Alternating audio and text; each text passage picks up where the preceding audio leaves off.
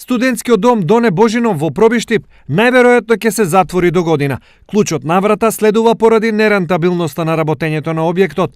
Имено во моментов таму има само 2 студенти и 9 вработени. Исто така, намален е и бројот на корисници на народната кујна, која што вработените ја приготвуваат за лицата во социјален ризик. Ако пред 5 години имаше 70 или 80 корисници на социјална помош кои што таму има исхрана, сега се само 7 или 8 лица.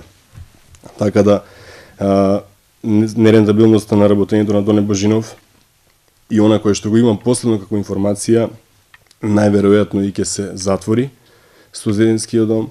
За подобрување на состојбата, државата во претходниот период на домот му доделила еднократна парична помош, но тоа не може да го прави постојано. Од овие причини, затворање е најрационална опција, а вработените ќе бидат распределени во студентски домови во соседните градови.